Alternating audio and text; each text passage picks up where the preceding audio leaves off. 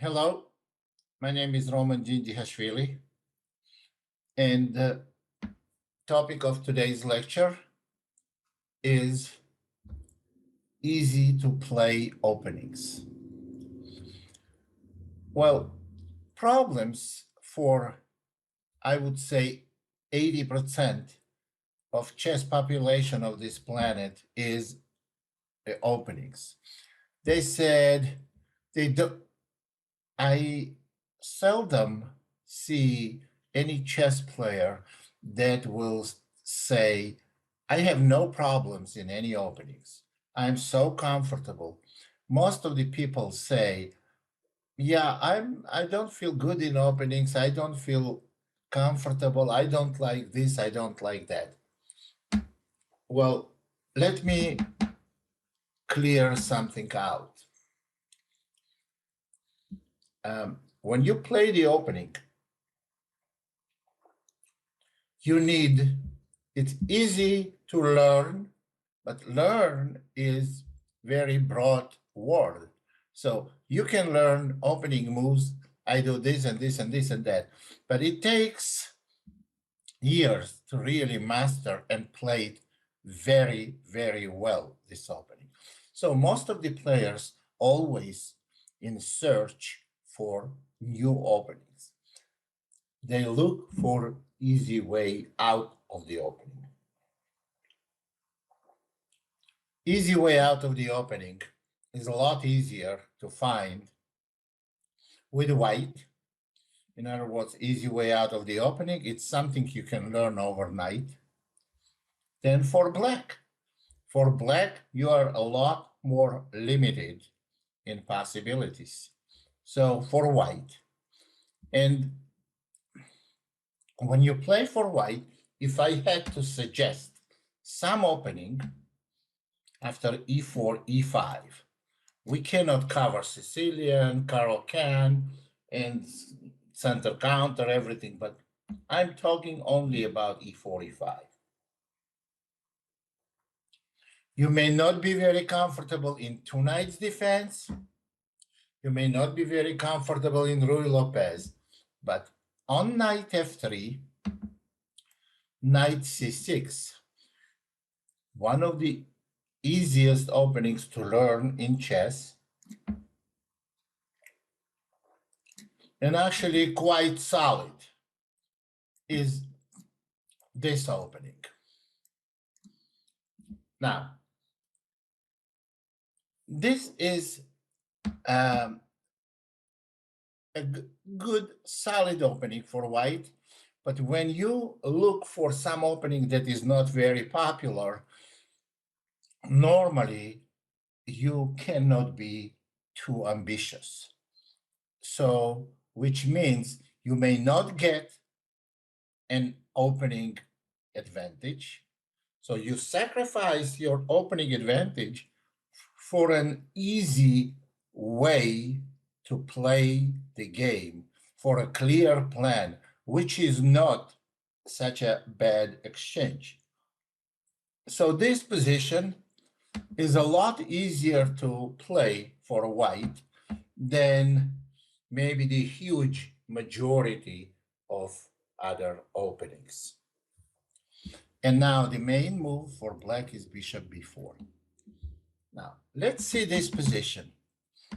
So now, and let me try to get to this position from very beginning to show you how many different ways we can get this position. Besides the move order that I just showed you, you can get that position from Petrov. If you don't want to get into some theoretical continuations, you may be able to play knight c3 and d4. You got there. Also, suppose you play Scotch opening. Well, there are two moves, bishop c5 and knight f6.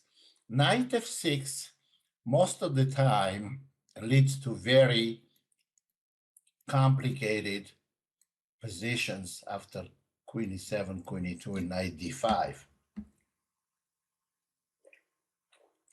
You have to know a lot of theory here. And again, we have knight c3 move. It's like a rescue from complications, and black will play bishop b4, and now we got the position we want. So you see there is a variety of ways how you can get that position.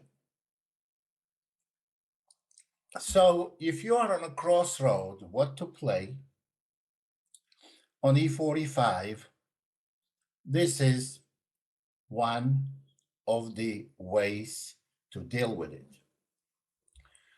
And here, actually, besides bishop b4, black can try bishop c5, which is not such a good option. There is nothing terribly wrong with it, but after simple bishop e3, black cannot castle because they will simply lose a piece. Now, queen is hanging on d8 and bishop on c5. So they're going to have to play some knight takes d4, and this position is a lot better for white. So the most common move and the best move in this position, bishop b4, and now we are in the opening variation that we want to discuss. This is like 4 knights defense. So let's talk about this position, and I want to introduce you to basic ideas of it.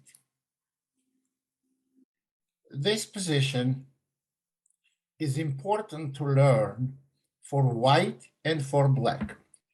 As always, almost in every chess player's repertoire, that whatever opening he plays, he has to know how to play against it for 2 reasons.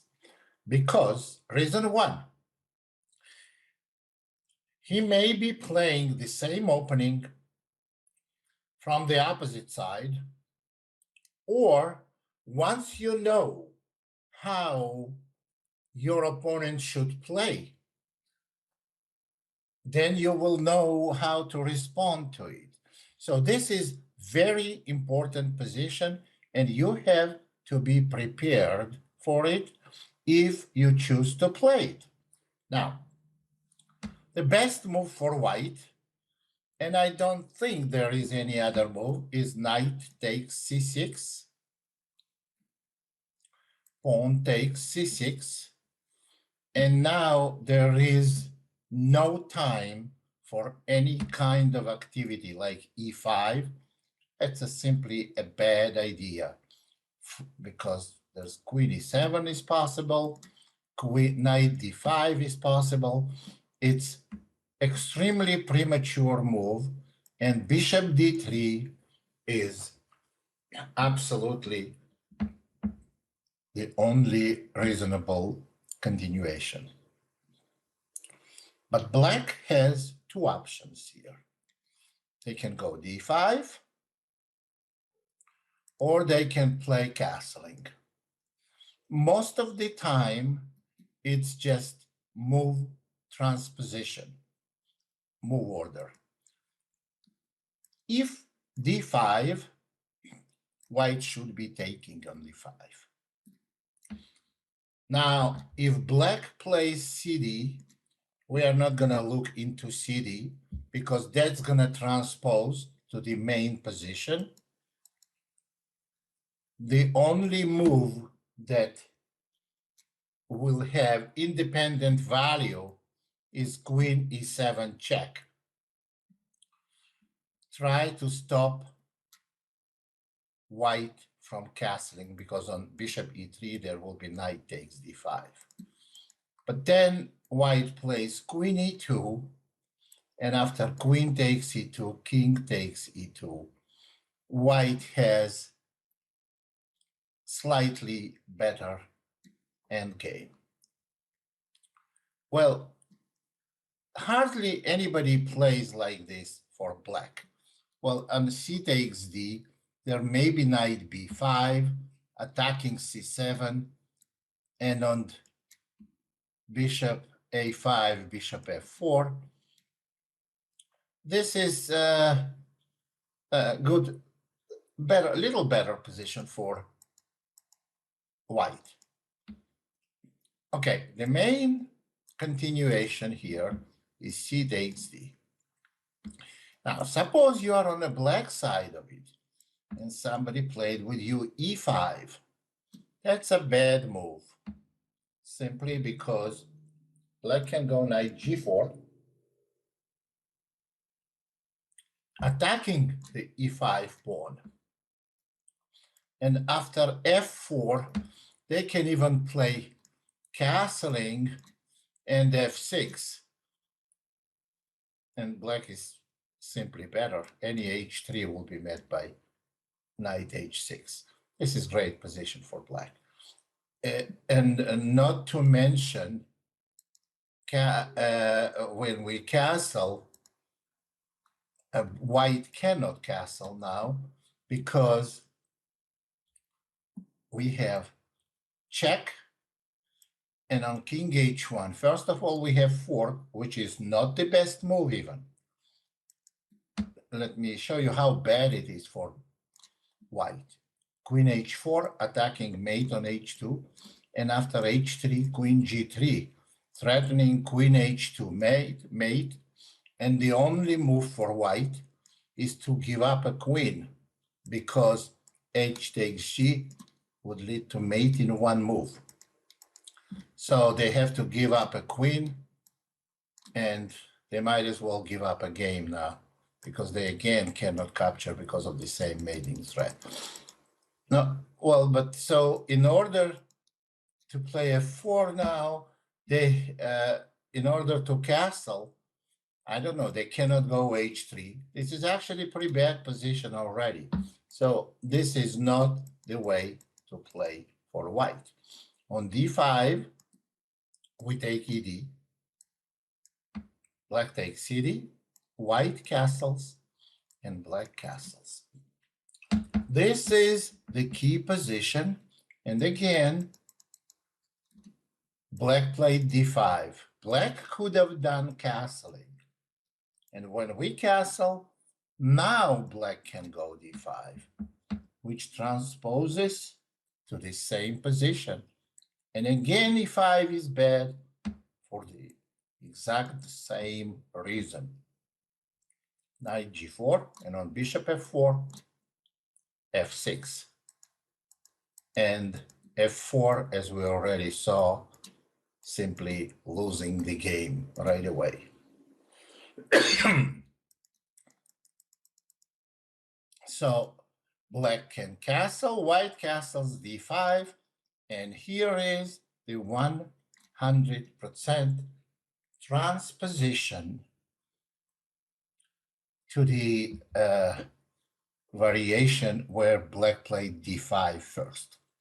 Here, the best move is bishop g5, very unpleasant pin.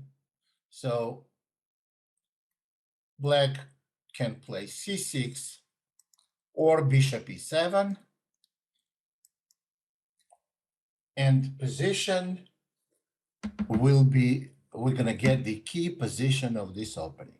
Now, does white have an advantage here? No. Does black have an advantage? No. Position is very balanced, about equal, and very interesting play. Some positional ideas for white, for black, and required certain level of accuracy, as you can see from the future analysis I will provide in a second part when we carefully analyze this opening. But let me tell you something about this opening. This is one of the oldest openings, oldest variations in chess theory. There were some variations older than that, but they don't exist anymore. So it's like, in other words, it's a bad way to play those variations. This variation started, white started playing in late 1800s, and they play to nowadays, but they don't play it on a high level. And here is why. On a higher level, players are very competitive and they try to get maximum advantage out of the opening. In the late 1800s, this was the easy way to get out of the opening, and opening theory by then, not that just wasn't developed as well, it just didn't even exist. So this was like easy way to pass the opening difficulties. Opening theory was then about between 2 to 4 moves old. And here we are on move 10, and we already know position we have.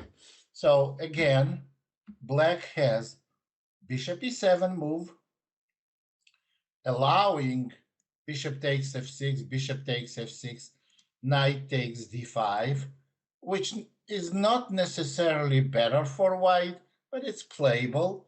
And bishop takes d2, and another move that is more common is c6 move. And now white plays queen f3. Here, what I want to tell you, this position is approximately equal, but there is a different level of equalities in chess. There is equality where position simplifies and you can draw each position. And there is equality when position is very dynamic with equal chances for getting advantage on either side. This is dynamic equality that is very playable position. Black can go bishop e7 is one move, bishop d6 is the other option. Also, there is h6 possibility, letting white to double the f pawns, but having 2 bishops. Position is also approximately equal. And on the other hand, white doesn't have to take on f6. White can simply retreat. And white has plans to get on e-file, then maybe transfer knight to e2 and d4, or for knight to e2 and g3, put the knight on a4, for example, and try to play c3 and b4. There's a lot of different plans. Theory is not very well developed because this is one of the openings that move order here. It doesn't make much difference because I spend a lot of time analyzing this position. I used to play it many, many years ago, maybe 30 or 40 years ago. It shows how old I am. So,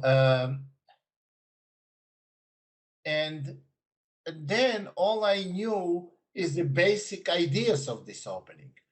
Well, that's all I know now. And this is enough to play this opening. That's the beauty of it. So it's okay to play for white, and for black, you have to be a little careful. There is no disadvantages, no problems, and it's okay to play it for black. So we got to a very interesting opening that is gonna help you to overcome opening